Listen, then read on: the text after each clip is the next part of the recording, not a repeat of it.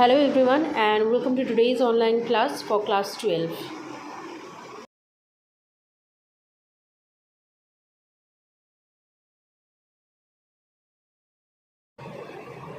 The next concept that we are going to study is the colligative property. Before studying this concept, there are a few points that we need to be noted before studying these colligative properties.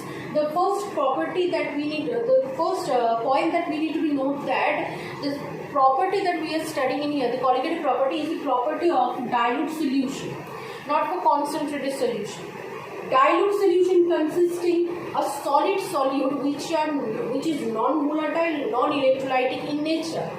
The third point that we need to remember is that the solute that we have taken to produce the solution, it must be insoluble in its solid solvent.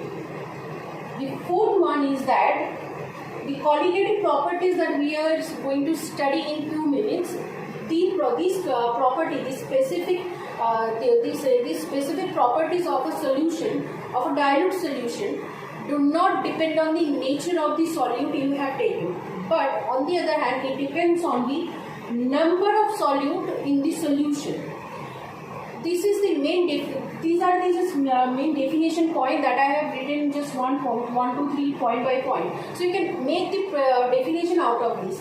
So if someone asks you what is colligative property, you can say that a colligative property is the property of a dilute solution consisting of solid which is non-volatile, non-electrolytic in nature and also insoluble in solid solvent, that do not depend on the nature of the solute but only the number of the solute particle dissolved in the solution. This is the main points for the colligative properties that you need to remember. First, this is for dilute solution. The solution that we have made, that we are observing, should have a solid solute dissolved in it. Solid solute, non-volatile, non-electrolytic in nature. Why non-volatile, non-electrolytic in nature? You can easily observe this thing. The main point for this kind of property is that these properties of solution do not depend on the nature of the solvent but the number of the solvent. Now if you take suppose a non-electrolytic, instead of taking a non-volatile solute, you are taking volatile solute. In that case the solution you will make after few minutes, the number of solute dissolved in the solution will be less because the solute is volatile in nature, so it will evaporate out of the solution system. Therefore, the colligative property after every few minutes it will change because it is depend on the numbers of solute. As with the evaporation of the volatile solute, the number of the solute in the solution will decrease. So, colligative property will also change. Same will be if you take a non-electrolytic solution. If a non-electrolytic solute you take in the solution medium, it will interact with each other very strongly, resulting in aggregation of the molecule instead of free particle molecules. It will change the strength of the solution. Strength of the solution express the amount of the solute dissolved in the solution. So when strength of the solution changes, amount of the solute in the solution will change. That will change the colligative properties. So to study colligative properties, these are the properties for this dilute solution. You need to take solution examples of the solution where the solute is solid in nature and non-electrolytic, non-volatile in nature also.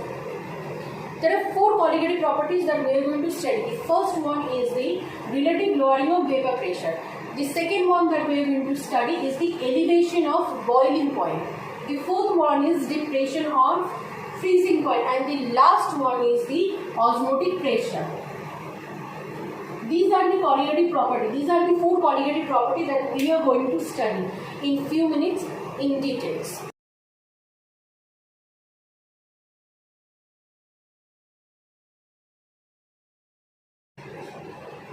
Let's assume we have taken a pure solvent in a container.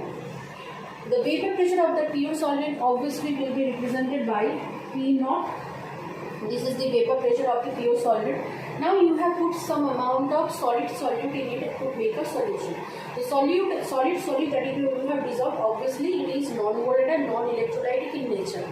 And the solution that you had made after the preparation of the solution, the vapor pressure, you again observe and you found out the vapor pressure has become this normal small.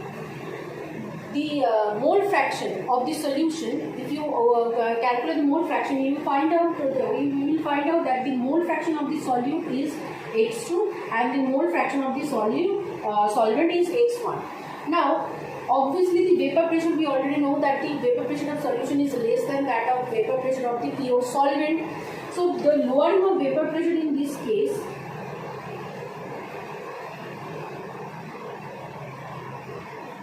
is P naught minus P. This is the amount of vapor pressure that has been lowered. This is the lowering of vapor pressure. Now, when I am talking about the relative lowering of vapor pressure, relative term is the ratio of something. Whenever in science we talk about some relative of some amount, we are saying the ratio of something.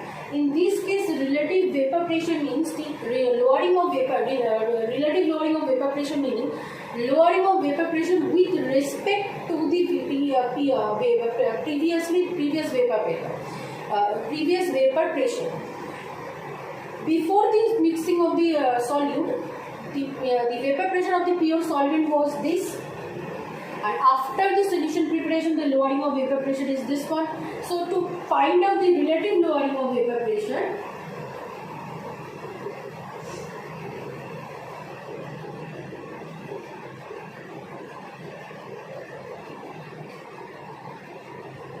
we just have to take the ratio of lowering of vapor pressure by pure vapor pressure of the pure solvent.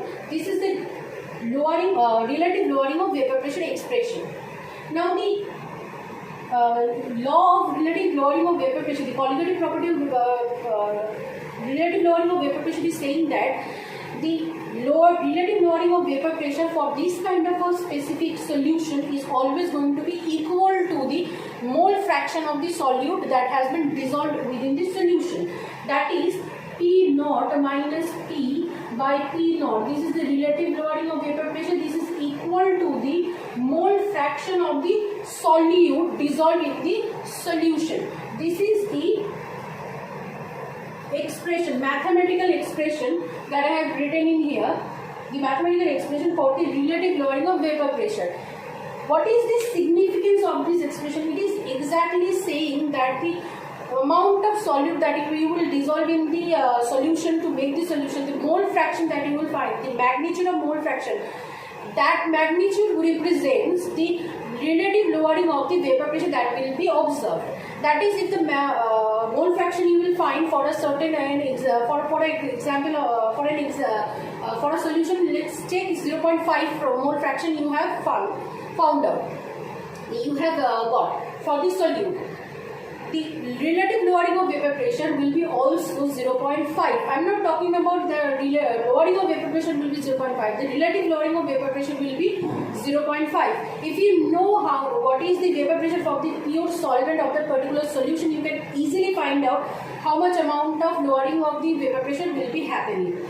Thus, you can conclude the expression, the statement for this by concluding all these points is that when you are the relative lowering of vapor pressure, the relative lowering of vapor pressure of a solution consisting of non-volatile, non-electrolytic solute is equal to the mole fraction of the solute dissolved in the solution.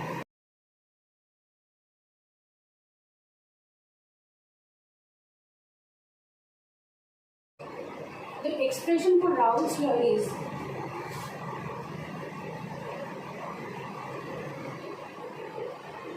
P equals to P naught into x1. You can write the x1 as 1 minus x2 as x1 plus x2 equals to 1 for a binary solution. P equals to P naught minus P naught x2. P naught minus of P equals to P naught x2. Therefore, P naught minus P by P naught equals to x2. Thus, from the Raoult's law of vapor pressure, you can find the expression for the relative lowering of vapor pressure.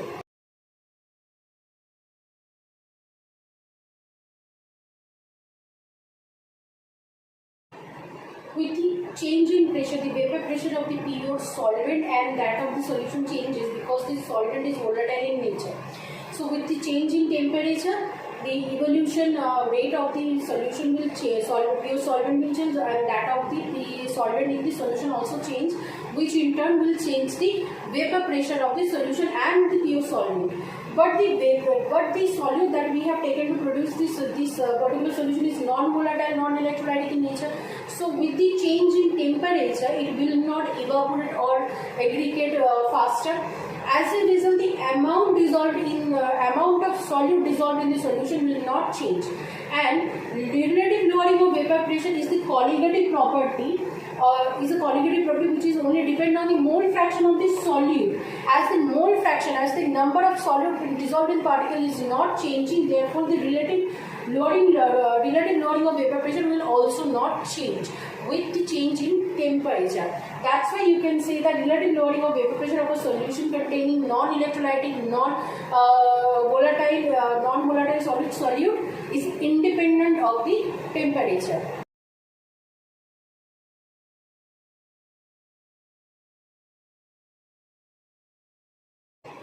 The expression for relative lowering of vapor pressure is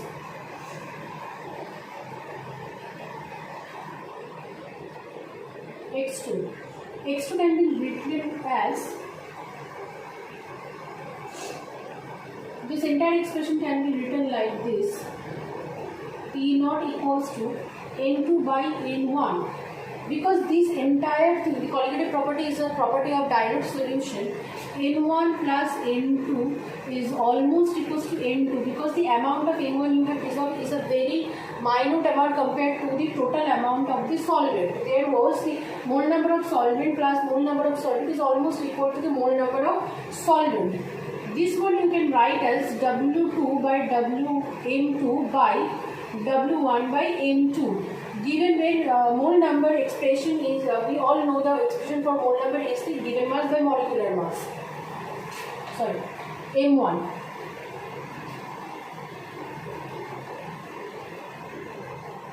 Therefore, P naught minus P by P naught equals to W2 multiplied M1 by W1 multiplied M2. Now we want to find out the molecular mass of the solute. Molecular mass of the solute is M2. Therefore, by writing M2 in our right hand side and taking all the numerical values to your left hand side, we will find the expression as M2 equals to P naught by P naught minus P multiplied W2 M1 by W1. This is the expression for the molecular mass of the solute from the relative lowering of vapor pressure. Now you can memorize this entire term. This is a very useful term and lots of mathematical problems do come regarding this particular expression. But I would suggest you guys to try to do this entire derivation 5 to 6 times. Then try to do it 5 to 6 times on your own. With each time when you are doing it, you will find out it will going to take lesser and lesser time till when you are going to do it for the last time. You will find it will minimally it will take 3 seconds to do, just coming from here to here. So by doing that, instead of memorizing this entire expression, it will be helpful for you to do lesser numbers of errors in your exam. That's why I would suggest you guys to, instead of memorizing this entire term, because there will be a lot of molecular expression coming in the next colligative properties that we are going to discuss. That's why I would suggest you to, instead of memorizing this, try to derive this.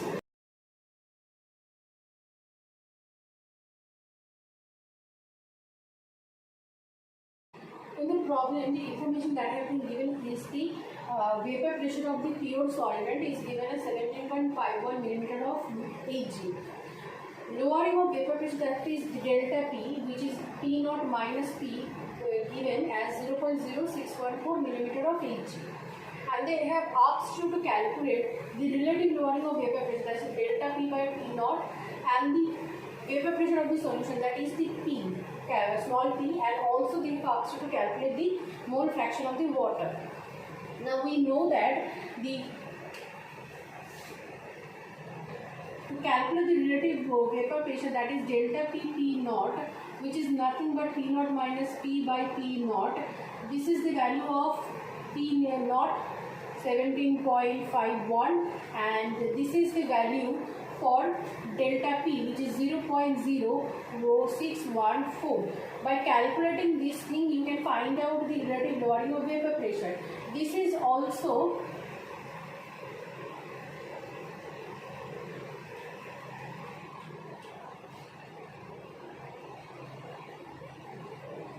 this thing can be calculated from this expression. You can find the vapor pressure of the solution also. P naught is 17.51 minus P 17.51 equals to 0.0614 17.51. Now by doing simplification, you can find out the value of P in here. For the value of X, to find out the value of x1, you need to find out the value of this, because relative lowering of vapor pressure is equals to x2, which is given by 0.0614 17.51. Now we know that x1 equals to minus of x2 equals to 1 minus of x1, which is equals to 0.0614 17.51. That x1 is 1 minus 0.0614 by 17.51. By calculating this factor, you can find out the value of x1 also.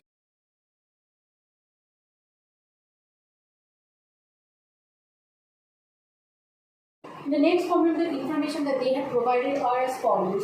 The mass of the solid that has dissolved to 12 gram, and the mass of the water in which the solute has been dissolved is 90 gram. The vapor pressure of the solution is being given as 750 millimeter of mercury, and they have asked you to calculate the molecular mass of the solute. Now to calculate this thing, we are going to take the help of relative lowering of vapor pressure expression, which is P naught minus P by P naught equals to x2. x2 can be written as N1 plus N2.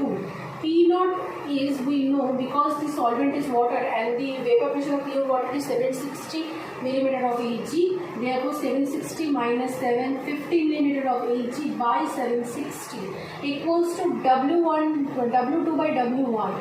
W2 by M2 by W of H2 by M2 of H2 plus again W2 by M2. M2 we have to find out. By putting the values for these individual, we can find out that W2 is 12 gram, by M2 we have to find out. W of H2 is 90 gram, by molecular mass of water is 18 plus W2 by M2. W2 is 12 by M2, this is 5.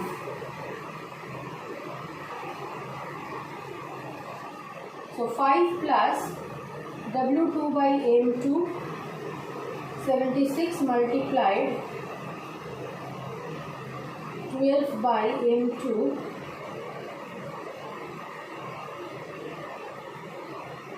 if you simplify this thing, the answer will be 180